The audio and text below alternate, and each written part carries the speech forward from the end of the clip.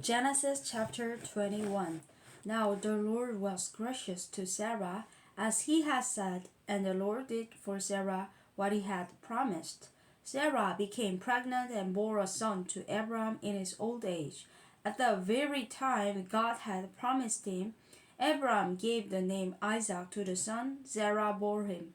When his son Isaac was 8 days old, Abraham circumcised him as God commanded him. Abram was 100 years old when his son Isaac was born to him. Sarah said, God has brought me laughter, and everyone who hears about this will laugh with me. And she added, who would have said to Abram that Sarah would nurse children? Yet I have borne him a son in his old age. The child grew and was weaned, and on the day Isaac was weaned, Abram held a great feast. But Sarah saw that the son whom Hagar the Egyptian had borne to Abram was mocking, and she said to Abram, get rid of them, slave woman and her son, for that slave woman's son will never share in this inheritance with my son Isaac. The matter distressed Abram greatly because it concerned his son. But God said to him, do not be so distressed about the boy and your maidservant. Listen to whatever Sarah tells you, because it is through Isaac that your offspring will be reckoned. I will make the son of the maidservant into a nation also, because he is your offspring. Early in the next morning, Abram took some food and a skin of water and gave them to Hagar. He set them on her shoulder and then sent her off with the boy. She went on her way and wandered in the desert of Beersheba. When the water in the skin was gone, she put the boy under one of the bushes. Then she went off and sat down nearby, about a bow shot away. For she thought, I cannot watch the boy die. And as she sat there nearby, she began to sob. God heard the boy crying, and the angel of God called to Hagar from heaven and said to her, what is the matter, Hagar? Do not be afraid. God has heard the boy crying as he lies there. Lift the boy up and take him by the hands, for I will make him into a great nation. Then God opened her eyes, and she saw a well of water. So she went and filled the skin with water and gave the boy a drink. God was with the boy as he grew up. He lived in the desert and became an archer. While he was living in the desert of Paran, his mother got a wife for him from Egypt. At that time, Abimelech and Phicol, the commander of his forces, said to Abram, God is with you in everything you do. Now swear to me here before God that you will not deal forcefully with me and my children or my descendants. Show to me and the country where you are living as an alien the same kindness I have shown to you. Abram said, I swear it. Then Abram complained to Abimelech about a well of water that Abimelech's servants had seized. But Abimelech said, I don't know who has done this. You did not tell me, and I heard about it only today.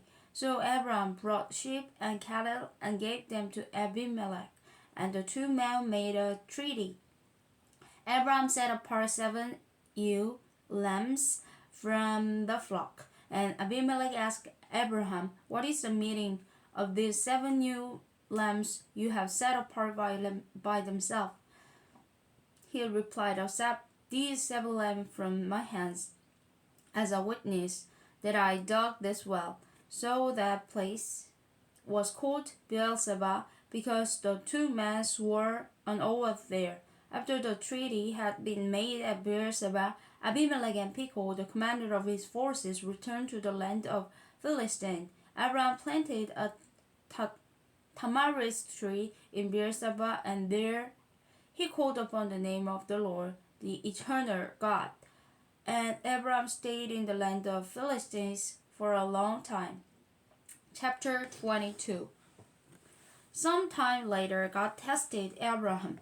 He said to him, Abraham, here I am, he replied. Then God said, take your son, your only son, Isaac, whom you love, and go to the region of Moriah.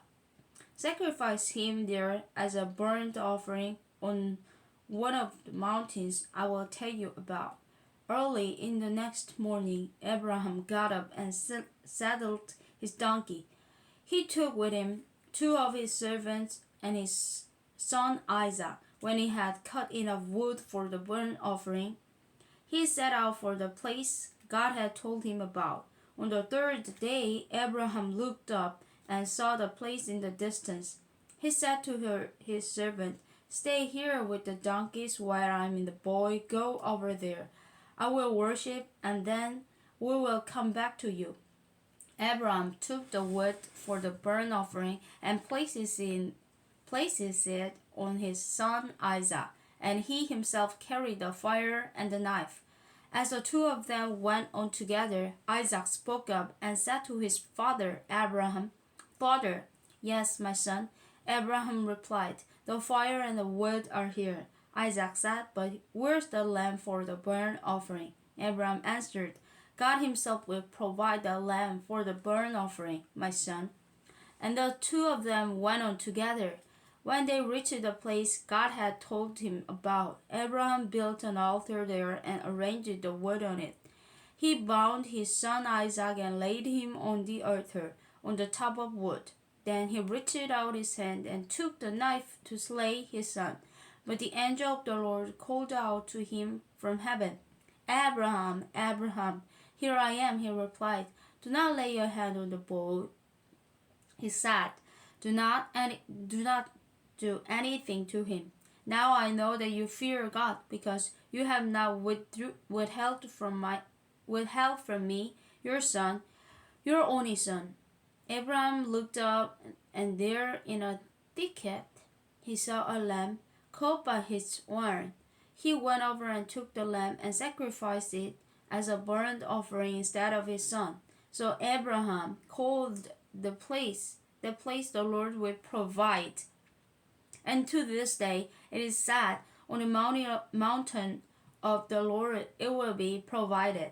The angel of the Lord called to Abraham from heaven a second time, and I said, I swear by myself, declares the Lord, that because you have done this and have not withheld your son, your only son, I will surely bless you and make your descendants as numerous as the stars in the sky and as the sand on the seashore.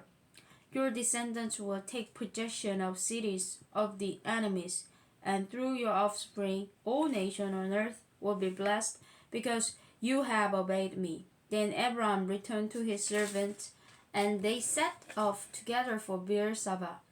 And Abraham stayed in Beersheba, Nahor's son. Some time later, Abraham was told, Michal is also a mother. She has borne sons to your brother Nahor. Uz, the firstborn, Buz his brother, Kemuel, the father of Abram, Kesed, Hazol, Pildash, Jidaph, and Bethuel. Bethuel became the father of Rebekah. Michal bore these 8 sons to Abram's brother Nahor. His concubine, whose name was Rumah, also her son Tebah, Kaham, Tahash, and Makkah.